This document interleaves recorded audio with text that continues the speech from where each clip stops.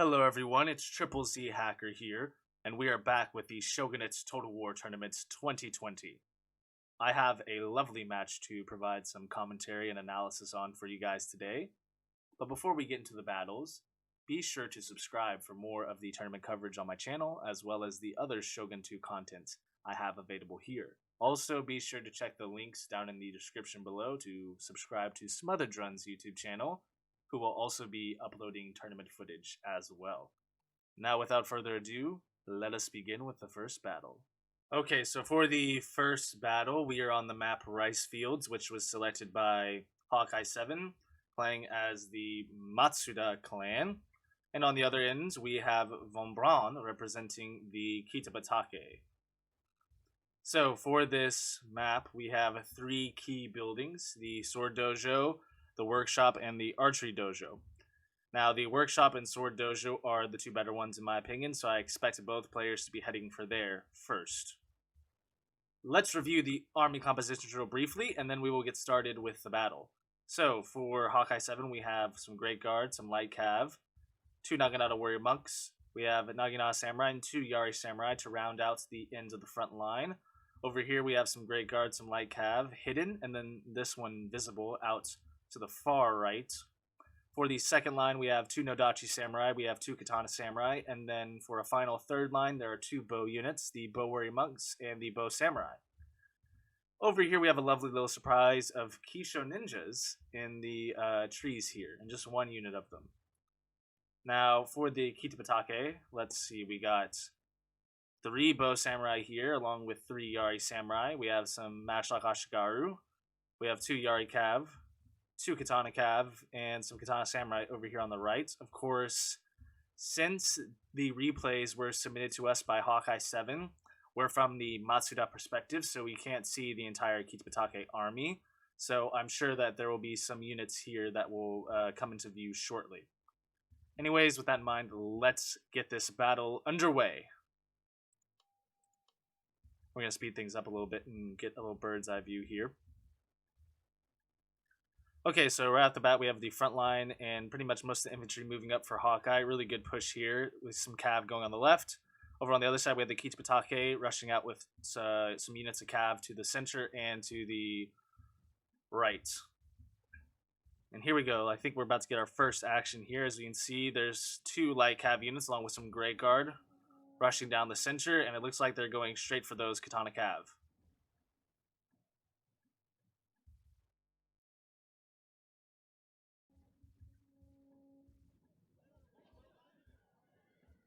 Decent counter charge there. The light cav will do okay, but the Katana Cav will beat them eventually in the prolonged melee. And right there, that was some really good stuff. As you can see, the more Yari Cav coming around the back to hit this Great Guard from behind. Really good Cav play here by VonBraun. And of course, over here you can see that there's some units now visible. We have some fire rockets, as well as some more Yari Samurai and Bow Samurai here. And the fire rockets get a decent volley, I would say, on this Cav over here. I mean, they're used properly in that they're anti-Cav, but just look at these rockets. They're stuck in the trees. Ooh. Still got a few of them, though. Let's return over here to the Cav melee going on. So again, this Matchlock Ashigaru comes over here. They're not really necessary at this point.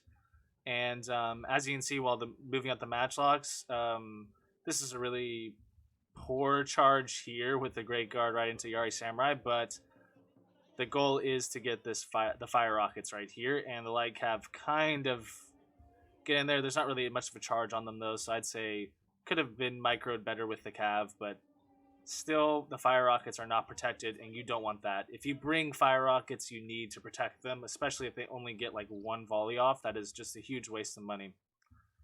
Now over here, the skirmishing has begun.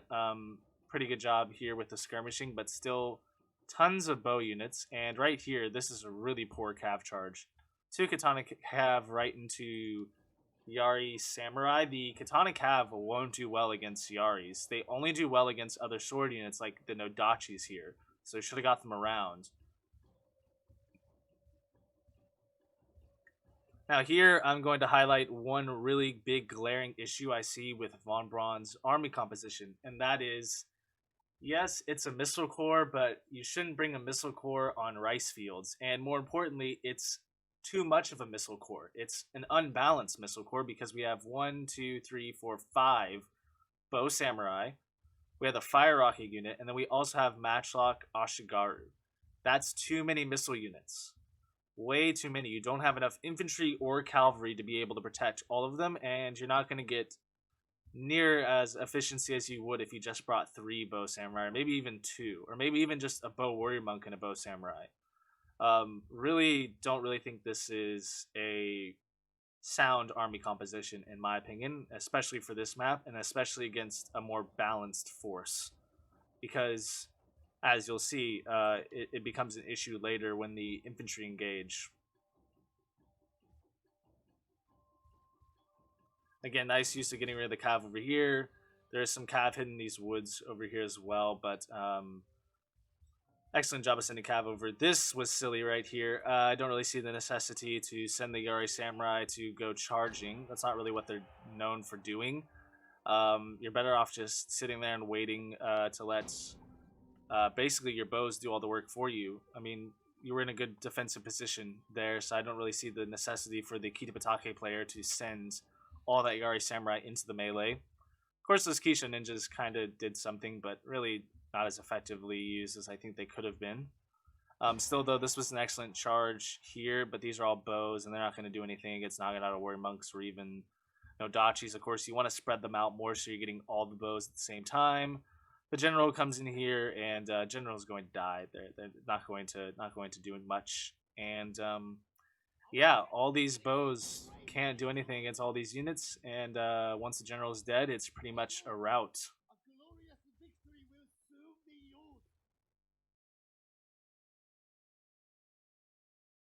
And there you have it. That is the first battle between these two. As you can see, Hawkeye 7 did a really great job of just pretty much dealing with some cav traps, even though I think the cav micro is a bit poor. But overall, I mean, the army composition really saved him. Having more melee units pretty much meant that he could have sent his units and just rushed into melee a lot sooner than he did. Whereas I feel like with the case of VonBraun, just brought too many missile units. 5 bow samurai along with a matchlock and fire rockets is really unnecessary. They're not going to be as efficient as you'd like them to be, and you just can't defend them long enough. Anyways, those are my thoughts on the first battle. Let us go into the analysis of the second battle.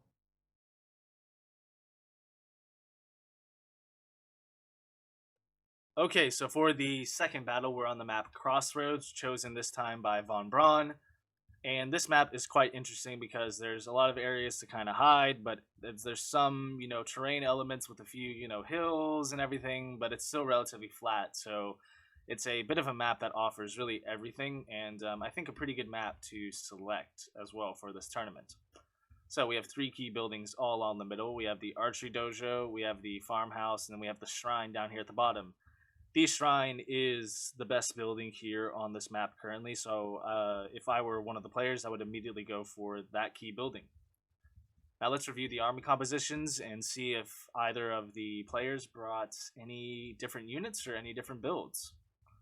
So let's first start with a Matsuda. So we have the light cav here, open and visible on the far left. We have the matchlock Ashigaru, we got Naginata Warrior Monks, Naginata Samurai, some Yari Samurai, 2 Yari Ashigaru. For the second line, we have 2 bows, some Bow Warrior Monks and Bow Samurai. Then we have 2 Katana Samurai and 2 Nodachi Samurai to go along with the General, of course. We have some Kisho Ninjas hidden over here. We have some Yari Ashigaru, Light Cav there, more Light Cav, and then 2 Great Guard as well. Over here, for the Kitabatake, we can only see some of their units, as, again, this replay was once was submitted by the Matsuda player. So we have some Yari Samurai, Firebomb Throwers, 2 Katana Samurai, we have some more Firebomb Throwers, the General, 2 Yari Cav, 2 Katana Cav, and then over here 3 Yari Samurai. So a couple of things to mention here. With the 3 Yari Samurai here, I would have almost kept them hidden. There's no point to reveal them here. It looks like that there could be some more hidden units over here when you do this. So you're kind of allowing the other player to see exactly what you're doing. Additionally, firebomb throwers count as siege units, so this is a violation from now on. For this match specifically, it was not a violation as we did not specify exactly, where firebomb throwers would be, but of course they are a siege unit, so again, a limit of 1 siege unit per battle. But by and large, I still don't know why you would bring multiple firebomb throwers, especially on this map. The only map I could see firebomb throwers really working is Bay of Many Faces. As of that, I recommend not bringing them. They're not really worth it. Anyways, let's get this battle underway. We'll go to the double movement speed so we can just get the opening movements of the players real briefly. So here we got a bunch of troops advancing this way towards the shrine, which is very good. And then we have the forces split in half almost, with another sort of half of the army heading over this way for the archery dojo. There's some light cav here that I believe they're dismounting right now to try to capture it, but ideally they should have gone for the shrine instead. If I was in Hawkeye 7's position here, I would immediately think of defeat in detail. Defeat this half of the army and then circle back to defeat this half of the army. There's no real point in trying to engage both halves simultaneously and splitting up your forces on top of that. Another important thing to note about the army composition of the Kitabatake is that, again, we have the 4 bow samurai. Yeah, so we have a huge, a bunch of missiles, really, with just a collection of spears, some swords, and some cav. So overall, it's kind of balanced, but even still, I think just getting these 4 bows kind of together with the rest of your units would have been better off. I don't really see why splitting up your forces here was necessary. And in fact, maybe you didn't even go for the shrine, just go for the defensive position up along here, take the archery dojo, etc. Over here, we got some cav movement back because there's cav threatening against spears here, which is really good play. Got the 2 lines clashing here, so we got some Yari Ashigaru against katanas. The katanas are going to win that. Of course, there's some bows shooting. Got no dachis here. Good use of Yari Ashigaru here just to move around the front line. He can start flanking them now. The cav going straight for the katanas is pretty good here because their front line's not really going to win. Which, again, Hawkeye 7, what should have done is send these katana samurai, Naginata warrior monks, and everything. Just send them all down here. Just crush everything down here. You don't need to worry about what's going on up here because these troops over here are going to take forever to get down here in order to get to the fight. And by then you can circle around and crush them. So this fight over here is a lot closer than it should have been. Kisho Ninja over here, this light cav is going to hold down these 2 sometime, but not long enough to get the Kisho Ninja to throw anything at them. So really just a waste of there. I would have sent the Kisho Ninja straight for the Yari Samurai anyhow. This bow samurai are going to be dead from these 2 cav units because, once again, when you split up your forces, you have to send your cav in to fight swords. Eventually, though, Hawkeye 7's able to bring his cav back over here to hold them briefly, and they are great guards, so they're going to hold long enough for the Kisho Ninjas here as well. Let's see, these Katana Samurai doing pretty well. The Great Guard just sitting there. Again, why not send the Great Guard over here? Of course, you throw the Kisho Ninja, the bombs here, and it's just killing your own Great Guard as well. Don't really see why that was necessary. Could have just gotten the cav engagement or just sent all your forces down this way. Way too many casualties, I feel like, for that engagement. Over here, though, the Kitabatake player is just sitting here. Bring the bows up. Bring the bows up into range to get some shots off. I mean, you can look. They're not doing anything. They're just sitting there. They're not even in loose formation. So, again, bring them up and start shooting at these units. You have his attention down here. So, have the ability to micromanage to put these units at least in range here to start shooting. Of course, a good victory on this side, though, for Hawkeye, even though I feel like it could have been achieved a lot more easily and with much more efficiency, but still, good victory. And over here, we got some cav, the Katana cav here. I would honestly the Katana cav would have been better off over here. Again, I don't really see the need to split up your forces this much. I mean, light cav, this is a pretty good charge. They just get shot by the matchlocks. Point blank, you got to move them now. Don't charge the matchlocks. Yep, just lose even more. Not really a good use of cav right there at all.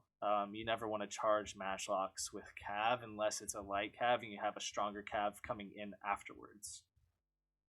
So yeah, over here still, there's still some leftover units that Hawkeye wasn't able to defeat. And this is good, but this should have been happening a lot sooner with the bow shooting. Should have been happening way sooner. Start skipping a little bit.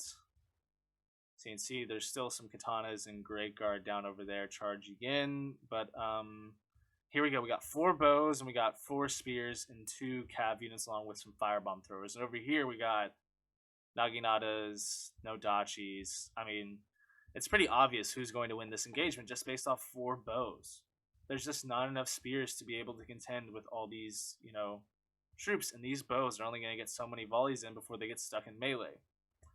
And again, you can see the Yari Samurai and Katana is actually winning this side, which is remarkable. I guess the Whistling Arrows there is pretty good. Pretty good time. It hits your own dudes, but that's okay. The Kisho Ninja here getting the Katana Cav. Again, just send the Katana Cav into melee. Poor Micro with the Cav once again.